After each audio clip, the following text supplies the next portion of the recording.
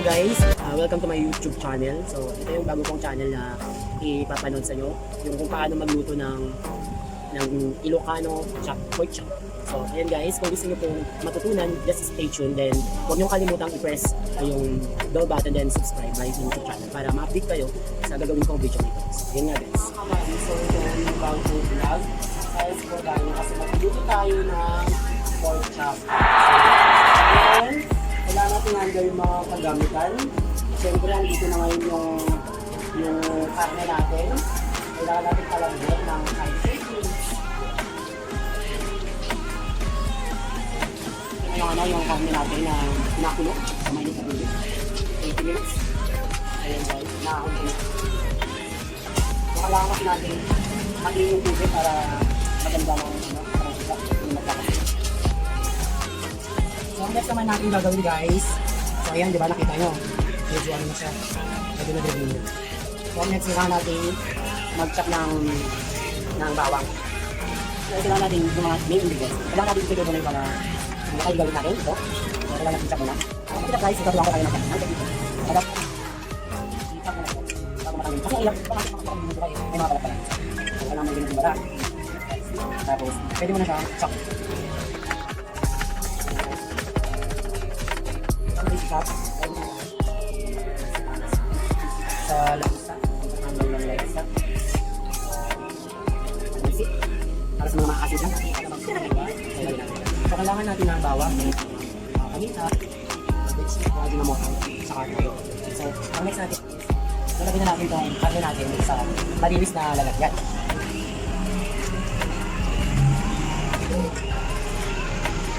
sa malinis na lalagyan para ano hindi natin yung lahat ng mga bigas natin. So next, ito, lagyan natin dito.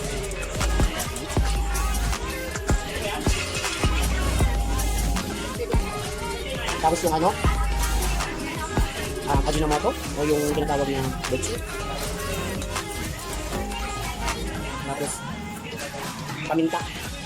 Mga paminta dyan, cut out. Tapos, toyo. So, itong toyo, hindi naman total lahat lalagay. Tignan lang natin para kulay ba. Tapos meron pa natin dadagdag. Yan, ilagay na natin yung toyo. Siyempre, hindi naman kailangan natin lagyan ng oyster sauce. Ang palakot. Ayan. Ang oyster sauce kasi maganda kapag may toyo. Ito yung perfect combination niya. Ang labot-labot na. So, ang next, para maging masarap, kailan natin ng magic sarap. Ang ito dyan, magic sarap. Tapos, ayun na guys. So, yung kalamat alam natin. Lamansi. So, kailangan hindi nilagay dito may sama. Kasi, ano, malalasan kasi ito makalit eh. Meron pa dyan sila. Meron pa kabady. Wait lang kasi, ano pa rin. So, kabady, ang dami ng buto. Ang dami na ba? Ang dami na ba? Sige, kabady, tanggalin muna natin. Wait lang, tatanggalin natin. Nabahati tayo. 1, 2, 3. So, ayan, nawala na yung mga buto. Ayan, wala na yung mga buto-buto. Next na gagawin. Next gagawin is haluin. Haluin na natin. So, syempre, kailangan natin ng gloves. Ang natin, gloves. Hindi ka na saan natin dyan. Shout out kay Steve. Ako excited na ako matikman. Tingnan mo mga pangabali eh. Tingnan mo kung may lang niya, golden na golden na ito. Dahil sa dance mo. Hindi pa rin dito ah. Masarap na body. Natatakam na ako. Ay naku, mamaya makapilisan ko. Huwag ka mag-alala. Activity mo. Yes. So, ang next natin gagawin is Pinamarin. tingnan ko lang. Pinamarin ko siya. At least, 50 minutes. Para at least makapag yung lasa. Ganun pala yun. So, ang ito. Ang karne. Yan yung ginagawa natin kanina. So, Naka 50 minutes na tayo kabady. Oo, syempre, kailangan kasi kailangan Absorb pala. absorb Para yung sa lasa. So, saan lalagay? So, body, nakagawa ka na. Oo, para ano naman tayo mga sa oras. Okay, body. Alam mo naman gano'n magandang tayo. Kailangan mo natin alis yung mga tubig. Kasi magiging matumukas sa mantika yan eh. Ganun ba kabady? A few moments later. So yun nga guys, nalagyan natin yung mantika. So kailangan natin pakuluan para hindi siya gano'ng dumikit sa kawali yung pipilitin natin. Ganun ba yung kabady? Oo, tsaka ano rin, tawag ito. Antay natin yung minute. Oo, antay natin. Kasi naman ito, agad ang gano'n na yung karne. Pork chop. Alam. Kailangan natin kumain ng sige karami. Yung mantika. Hindi makala. By the way mga kabady, second batch na yan ng cooking na. Kanina pinakita yung disclaimer. Ayan. So last, nalagyan natin yung last. Ayun na. So ito na lang ang natin. Yung pork chop.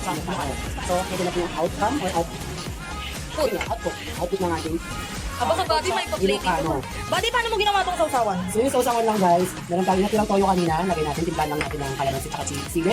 So dagdagan din natin ng konting suka para yung blend ng taste. Sarap ka, body. Product na. So yun nga kabady, sana nagustuhan nyo yung pinakita kong strategy kung paano magluto ng Ilocano pork chop. Sana patuloy pa rin kayong manood para sa next episode na video natin, yung vlog, next yan. Kasama ko yung pinsan ko, syempre.